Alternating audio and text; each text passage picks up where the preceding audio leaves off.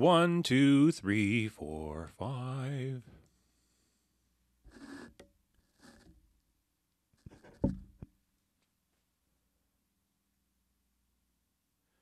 So I have an awful lot more videos involved with the 2 comic book projects I take my time drawing. It's a slow process, but we have to take our time to draw what I figure should be drawn. I've taken a lot of time to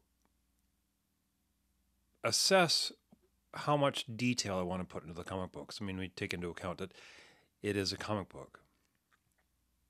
It's not the Sistine Chapel. It's not the Pietà. It's not.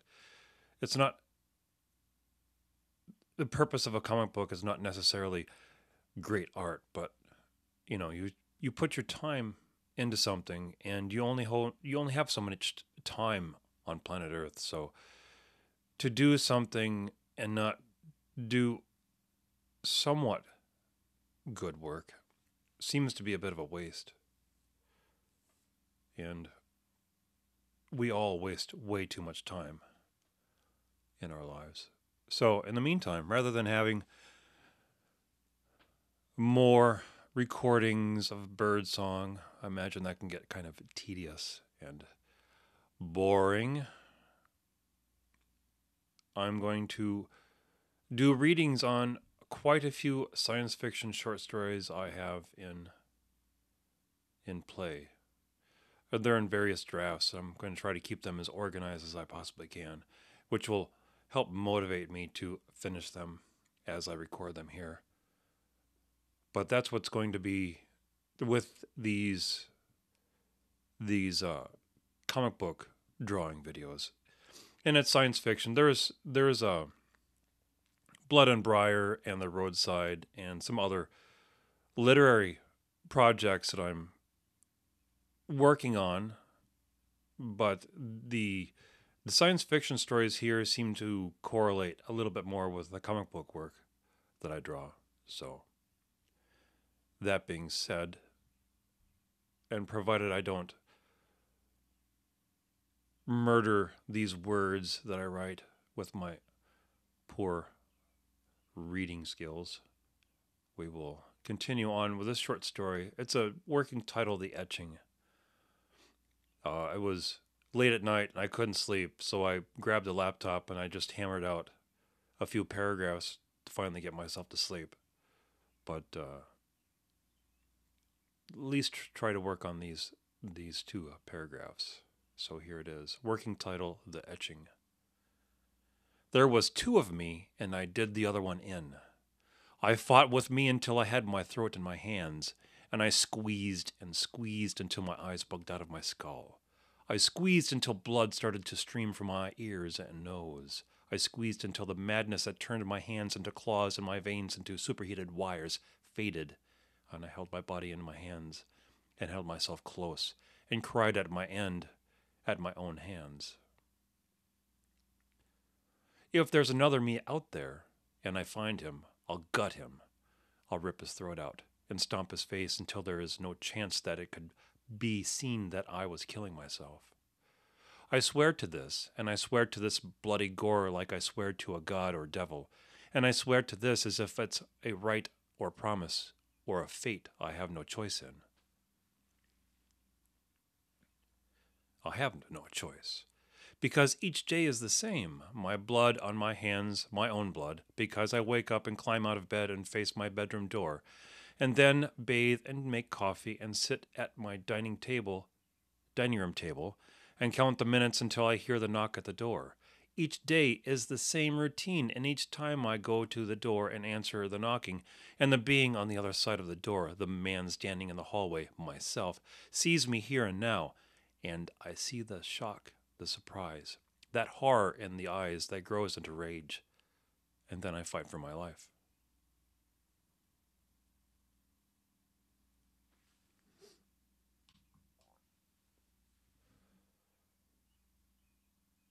They will, I messed that one up. They will tell you it's the he-him. It comes in the night or the break of dawn, Never does it come out in plain daylight, where there are the fewest shadows to hide under. The he him exists first as a sound. There is the initial spark, a sharp compression, an expulsion of energy that is only perceived as sound. Then the sound rises slowly to a pinnacle, encompassing all notes capable for the human ear to hear, all at once, a tonal leavening of what the human being is capable of perceiving without losing all senses and their mind. This pinnacle is not the end-all of the sound of the he-him, as the beast, the monster, the being, the alien, and entity, the identity as called the one true seraph, a dragon of God, or the sound of God, or the sound of God's thoughts. The mystics called it the sound of the universe. The theologians called it the voice of God. The rationalists and the pragmatists, the materialists and the naturalists called it the affectation of imagination, the psychology of necessity, the desire to see evil in order to understand its opposite.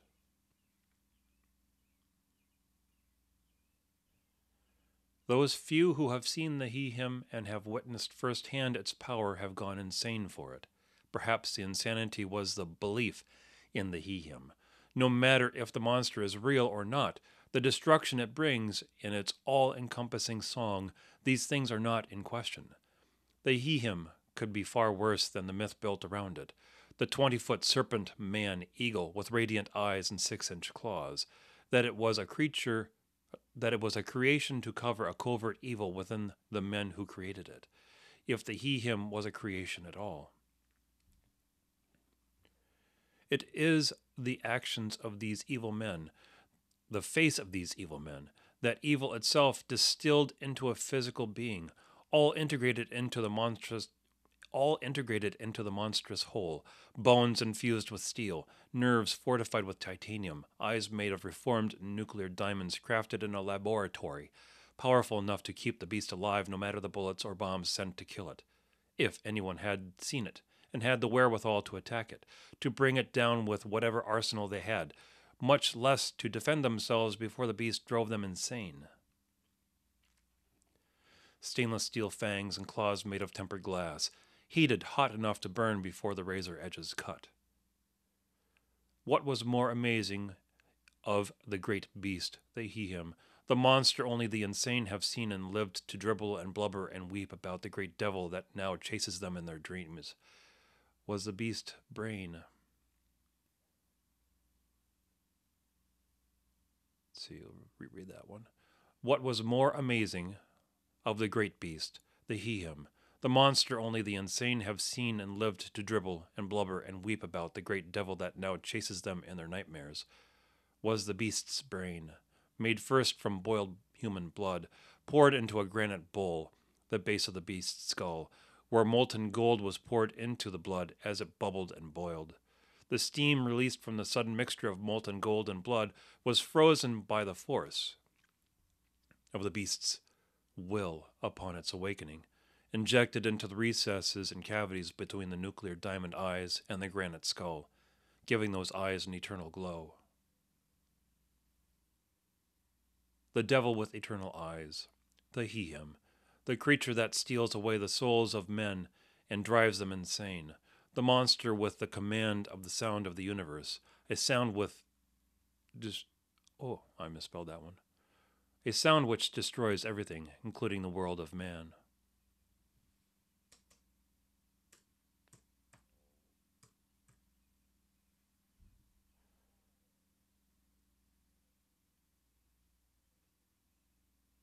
So,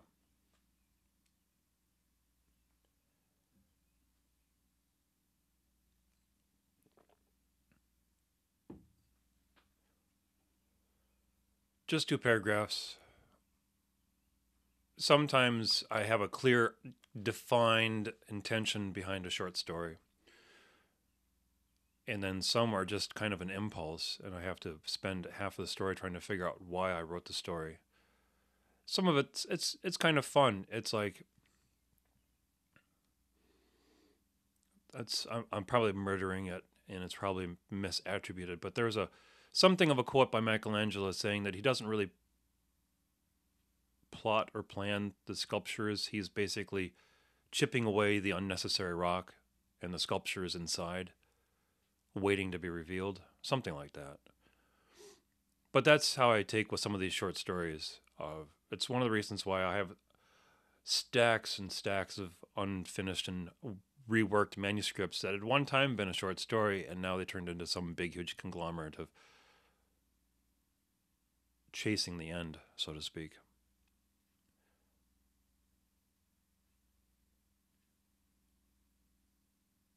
But for the time being, some of these videos showing the progress of the comic book artwork are going to have some of these readings. Not all of them, but I'll try to keep it as consistent as possible.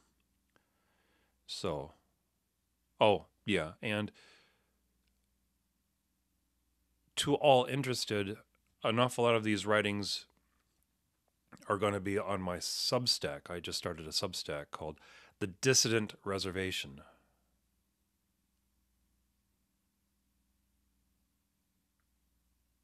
And it's going to be it's going to be free.